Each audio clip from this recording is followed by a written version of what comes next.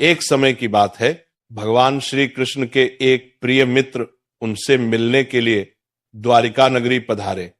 भगवान श्री कृष्ण ने उनका अत्यंत आदर और स्नेह पूर्वक स्वागत किया और मुस्कुराते हुए उनके आने का कारण पूछा। तब सखा बोले, हे केशव, आप तो सर्वज्ञ हैं, सब कुछ जानते हैं।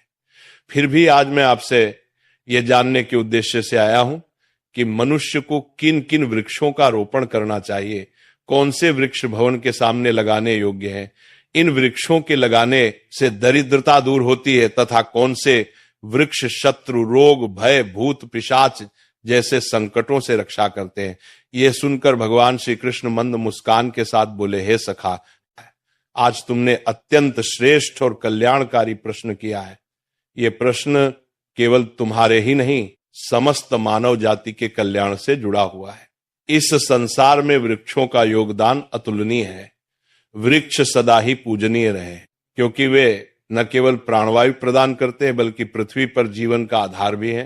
परंतु आज तुमने भवन की सीमा में वृक्ष लगाने के विषय में जो प्रश्न किया है वह अत्यंत गूढ़ और शुभ फलदायक है।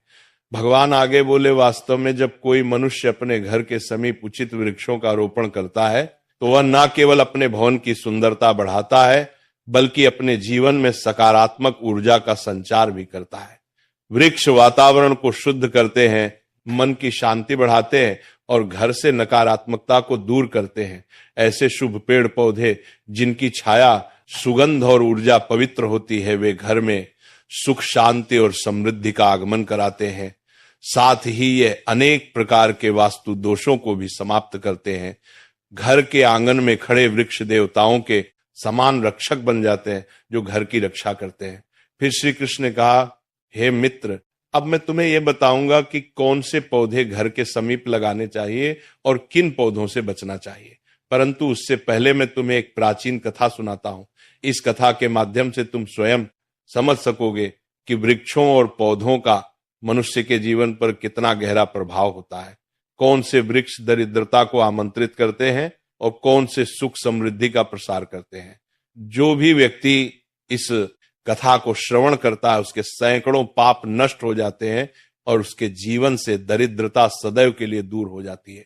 भगवान श्री कृष्ण का सखा हाथ जोड़कर विनम्रता से बोले, हे केशव, मैं इस कथा को अवश्य ध्यान पूर्वक पूर्ण रूप से सुनूंगा। कृपया मुझे वह कथा सुनाइए जिससे मैं और समस्त जन यह समझ सके कि वृक्षों का घर के समीप क्या प्रभाव पड़ता है। भगवान श्री कृष्ण ने मुस्कुराते हुए कहा, हे सखा, सुनो। पूर्व काल की बात है। मध्य देश में एक अत्यंत शोभायमान नगरी थी। उस नगरी में धनेश्वर नाम का एक वैश्य अपने परिवार सहित निवास करता था। धनेश्वर धनवान था, परंतु उससे भी अधिक वह ईश्वर भक्त था। वह प्रतिदिन भगवान विष्णु की पूजा अर्चना करता, मंदिर जाता और दान पुण्य में सदैव तत्पर रहता। उसकी पत्नी सुमति भी अत्यंत सुशील, धार्मिक और गृह कार्य में निपुण थी। उनके घर में धन धान्य, सुख संपत्ति और प्रसन्नता की कोई कमी नहीं थी। भगवान की कृपा से उनका जीवन पूर्णतया आनंदमय था। इस प्रकार अनेक वर्ष शांति से बीत गए। एक दिन धनेश्वर की पत्नी सुमति ने सोचा कि आंगन को और सुंदर बनाना चाहिए। उसने अपने आंगन में कुछ वृक्षों और पौधों का रोपण किया। प्रतिदिन वह उन पौधों को जल चढ़ाती, उन्हें पूजती और उनकी सेवा करती रही। किंतु उसे यह ज्ञान नहीं था कि कौन से वृक्ष शुभ फल देने वाले हैं और कौन से अशुभ प्रभाव डालने वाले हैं। इसलिए उसने केवल अपनी इच्छा से जो वृक्ष उसे सुंदर और प्रिय लगे वही लगा दिए। दुर्भाग्यवश उन्हीं वृक्षों में अधिकांश ऐसे थे जो वास्तु और धर्म के अनुसार घर के लिए अशुभ माने जाते हैं। समय बीतने पर उनके घर में धीरे धीरे अनिष्ट के लक्षण प्रकट होने लगे। पहले धनेश्वर के व्यापार में भारी हानि हुई। उसके बाद घर में कलह और विवाद बढ़ने लगे। पति पत्नी में बार बार झगड़े होने लगे। जैसे जैसे वो वृक्ष बने होते गए वैसे वैसे उनके जीवन में दुख, दरिद्रता और क्लेश बढ़ता गया। धनेश्वर का व्यापार पूरी तरह से डूब गया। घर में रखा धन समाप्त हो गया। यहां तक कि भोजन के लिए भी पैसे ना बचे। भूख और चिंता से घर का वातावरण भारी हो गया। धनेश्वर की पत्नी अत्यंत दुखी रहने लगी। कभी वो अपने पति पर क्रोध करती तो कभी स्वयं को कोसती। एक दिन उसने क्रोधित होकर कहा, हे स्वामी, अब तो कुछ काम करो, कहीं जाकर कुछ कमाई लाओ। तब धनेश्वर गांव गांव घूमकर काम मांगने लगा, परंतु कोई भी उसे कार्य नहीं देता था। थक कर वह घर लौट आया और बोला, हे भद्रे, मुझे कहीं पर भी कोई काम नहीं मिला, अब मैं कहां जाऊं। ये सुनकर सुमति और भी व्यथित हो उठी। धीरे धीरे उन्होंने घर के सारे गहने बेच डाले। जो थोड़ा बहुत अन्न प्राप्त हुआ उसी से उन्होंने कुछ दिन पेट पाला, परंतु अब उनके पास कुछ भी नहीं बचा। इस प्रकार केवल अशुभ वृक्षों के रोपण के कारण वह परिवार जो कभी समृद्धि और आनंद का प्रतीक था, पूर्णतया दरिद्रता और दुख में डूब गया। किंतु धनेश्वर और सुमति यह नहीं समझ पाए कि उनके दुर्भाग्य का मूल कारण उनके ही आंगन में लगाए गए वे अशुभ वृक्ष थे। फिर एक दिन की बात है, जब धनेश्वर और सुमति अत्यंत दुखी और निर्धन हो चुके थे, उसी समय एक साधु महात्मा उनके द्वार पर पधारे। वे साधु महाराज तेजस्वी मुखमंडल वाले, शांति और करुणा से ओतप्रोत एक दिव्य आभा से युक्त थे। उन्हें देखकर धनेश्वर तत्काल उठ खड़ा हुआ, दोनों हाथ जोड़कर नम्रता से प्रणाम किया और बोला, हे साधु महाराज, पधारिए। इस गरीब के घर में आपका स्वागत है। कृपा करके बताइए मैं आपकी किस प्रकार सेवा कर सकता हूं। साधु महाराज ने शांत स्वर में कहा, हे महोदय, मैं कई दिनों से तीर्थ यात्रा पर हूं। निरंतर भ्रमण करते हुए अत्यंत थक गया हूं, इसलिए विश्राम के लिए कोई स्थान ढूंढ रहा था। यदि तुम्हें कोई आपत्ति ना हो तो मुझे अपने घर में कुछ समय ठहरने दो। मैं कई दिनों से भूखा भी हूं। यदि थोड़ा भोजन मिल जाए तो परम कृपा होगी। साधु के ऐसे विनम्र और करुण वचन सुनकर धनेश्वर के नेत्रों में श्रद्धा छलक आई। वो बोला, हे साधु महात्मा, आप अवश्य ही कोई महान पुण्यात्मा है। आपके मुखमंडल से दिव्य तेज प्रकट हो रहा है। आपके चरण मेरे घर में पड़े, ये मेरा सौभाग्य है। आपकी सेवा करना मेरे लिए परम आनंद का विषय है। कृपया भीतर आइए। साधु महाराज मुस्कुराए और घर के भीतर चले गए। उन्होंने आंगन में एक कोने में आसन ग्रहण किया और विश्राम करने लगे। धनेश्वर ने अत्यंत आदर से उनके चरण धोए, उन्हें जल दिया और नम्रता से उनकी सेवा में लग गया, परंतु उसके पास अन्न का एक दाना भी नहीं था। कुछ देर बाद वो अपनी पत्नी से बोला, हे प्रिय, आज हमारे घर पर साधु महात्मा पधारे हैं। वे अत्यंत पुण्यवान प्रतीत होते हैं। उनकी सेवा करना हमारे जीवन का सबसे बड़ा अवसर है। हमें किसी भी प्रकार उनका भोजन करना ही होगा। मैं गांव जाकर किसी से थोड़ा सा धन मांग लेता हूं। इतना कहकर धनेश्वर घर से निकल पड़ा। वह गांव के एक धनी सेठ के पास गया और विनम्र स्वर में बोला, हे सेठ जी, कृपा करके मुझे थोड़ी सी राशि उधार दे दीजिए। मेरे घर पर एक साधु महात्मा आए हैं, मैं उनकी सेवा करना चाहता हूं।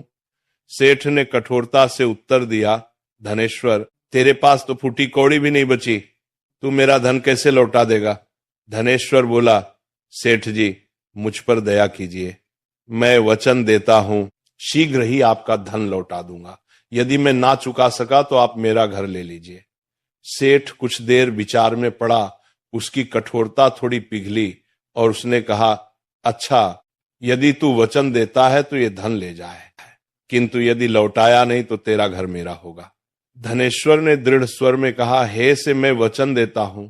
फिर उसने सेठ से कुछ धन लिया और बाजार गया। वहां से दूध, चावल, सब्जियां, आटा और शक्कर आदि आवश्यक वस्तुएं खरीदकर घर लौटा। उसने प्रसन्न होकर अपनी पत्नी से कहा, हे प्रिय, अब तुम उन साधु महात्मा के लिए प्रेम पूर्वक भोजन बनाओ। सुमति ने तत्परता से रसोई तैयार की। शीघ्र ही सुस्वादु भोजन बनाकर उसने थाल में परोसा और अत्यंत विनम्रता से साधु महाराज के समक्ष रख दिया। साधु ने प्रेम पूर्वक भोजन ग्रहण किया। उनकी आंखों में करुणा और संतोष झलक रहा था। भोजन समाप्त हो जाने के पश्चात जब वो साधु महात्मा धनेश्वर के घर से प्रस्थान करने लगे तो उन्होंने प्रेम पूर्वक कहा, हे वैश्य, मैं तुम्हारी भक्ति सेवा और आदर सत्कार से अत्यंत प्रसन्न हूं। तुम्हारे भीतर जो सच्चाई और श्रद्धा है वो दुर्लभ है, इसलिए मैं तुम्हें आशीर्वाद देता हूं। जो भी तुम्हारी कामना है निःसंकोच मुझसे कहो, मैं उसे अवश्य पूर्ण करूंगा। धनेश्वर अत्यंत विनम्र होकर बोला, हे महात्मा, आपका आशीर्वाद ही हमारे लिए सबसे बड़ा वरदान है, किंतु एक बात मेरे हृदय को सदा कष्ट देती है। मैंने सदा भगवान विष्णु की भक्ति की है, सत्य का मार्ग अपनाया है, किसी का अपकार नहीं किया, फिर भी मुझे दरिद्रता और दुख का जीवन क्यों भोगना पड़ रहा है? कृपा करके बताइए, ये कौन सा पाप है जिसके कारण हमारे जीवन में इतना कष्ट आया? और हे प्रभु, इस दरिद्रता से मुक्ति का क्या उपाय है? साधु महाराज ने शांत दृष्टि से उसकी ओर देखा और बोले, वत्स धनेश्वर, जब मैं तुम्हारे द्वार पर पहुंचा था तभी मुझे ज्ञात हो गया था कि तुम्हारे जीवन में घोर दरिद्रता क्यों आई है। तुम्हारा हृदय तो शुद्ध है, किंतु तुम्हारे घर के आसपास जो वातावरण है उसमें दोष उत्पन्न हो गया है। तुम्हारे घर के आंगन और सीमा के पास जो वृक्ष लगे हैं वही तुम्हारी दरिद्रता और संकटों का मूल कारण है।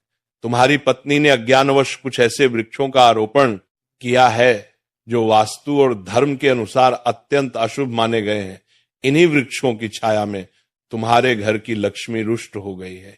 इसीलिए पहले इन वृक्षों को हटा दो और उनके स्थान पर शुभ वृक्ष लगाओ।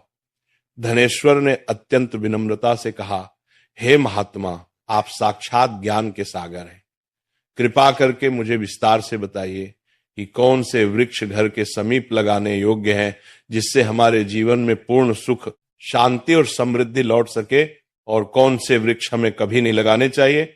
मैं आपकी प्रत्येक आज्ञा का पालन करूंगा। साधु मुस्कुराए और बोले, हे वैश्य, ठीक है, अब ध्यानपूर्वक सुनो। मैं तुम्हें वे सभी पवित्र वृक्ष बताता हूं जिन्हें घर के पास लगाने से शुभ फल की प्राप्ति होती है और जीवन में दरिद्रता दूर होती है। सबसे पहले सुनो पीपल का वृक्ष। पीपल का वृक्ष पृथ्वी पर साक्षात श्रीहरि विष्णु का रूप माना गया है। किसी जलाशय या पवित्र स्थान के समीप पीपल लगाने का फल सैकड़ों यज्ञों के समान होता है।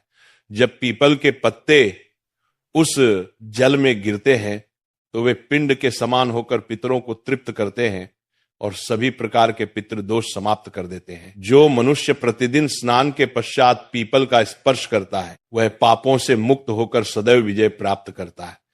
पीपल को स्पर्श करने से लक्ष्मी की कृपा प्राप्त होती है और उसकी प्रदक्षिणा करने से आयु में वृद्धि होती है। पीपल के मूल में भगवान विष्णु, तने में भगवान शंकर और अग्रभाग में ब्रह्मा जी का निवास बताया गया है। अमावस्या के दिन पीपल को प्रणाम करने से जो पुण्य मिलता है वह सहस्त्र गोदान के समान होता है। इस संसार में पीपल के समान कोई दूसरा पवित्र वृक्ष नहीं है, क्योंकि स्वयं श्रीहरि इस वृक्ष के रूप में धरती पर विराजमान है।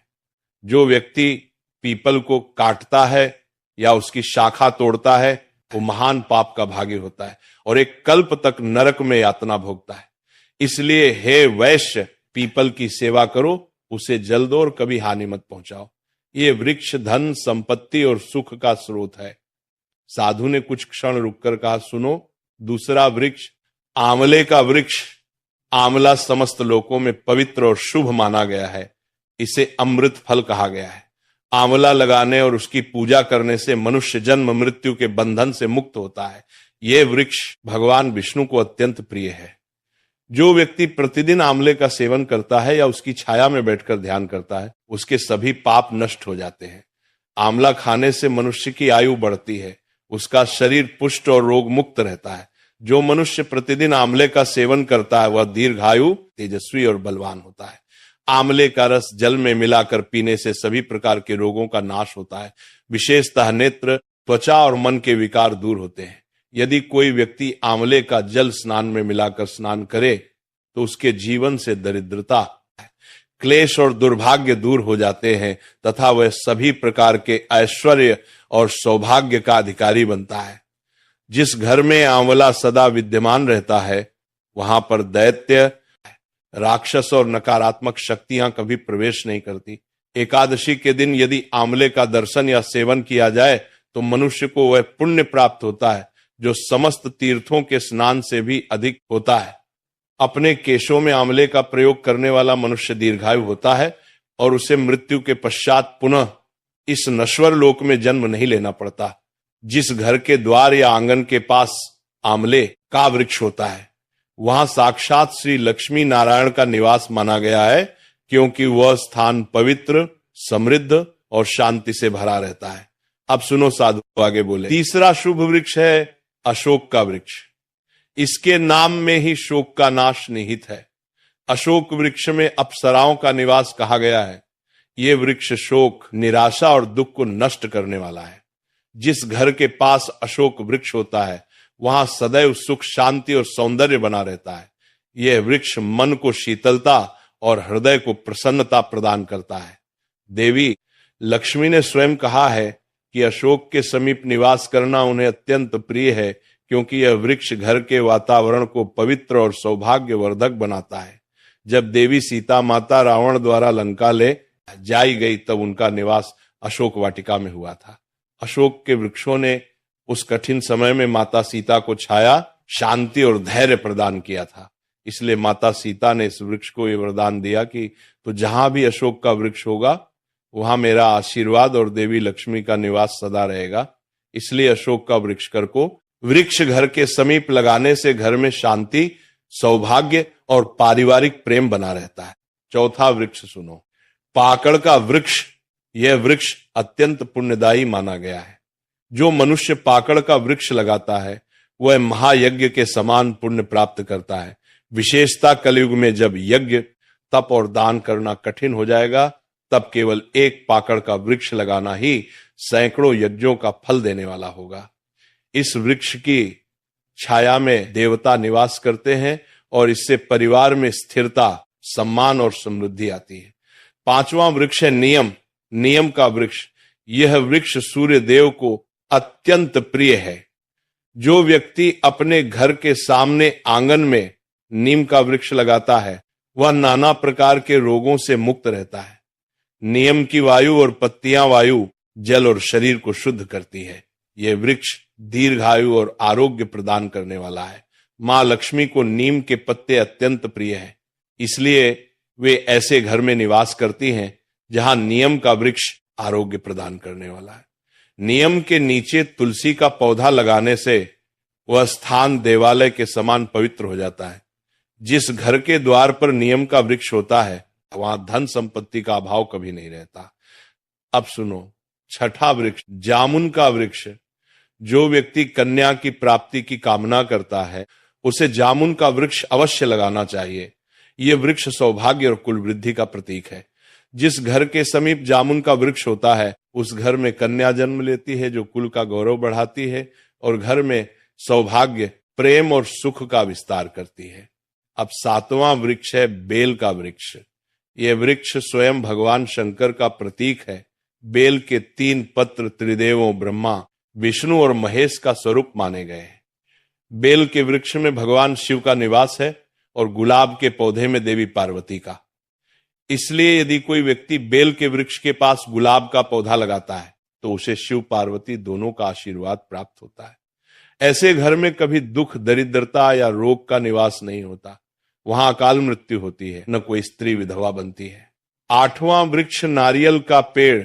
नारियल का पेड़ अत्यंत शुभ और पवित्र माना गया है। यह देवताओं का प्रिय वृक्ष है और किसी भी धार्मिक अनुष्ठान में इसके बिना पूजा पूर्ण नहीं मानी जाती। घर के आंगन में नारियल का वृक्ष होने से घर में सदा शुभता, मंगल और उन्नति बनी रहती है। ऐसा घर समाज में सम्मान प्राप्त करता है, उसके सदस्यों की प्रतिष्ठा बढ़ती है और वह सदैव सौभाग्य का वास होता है।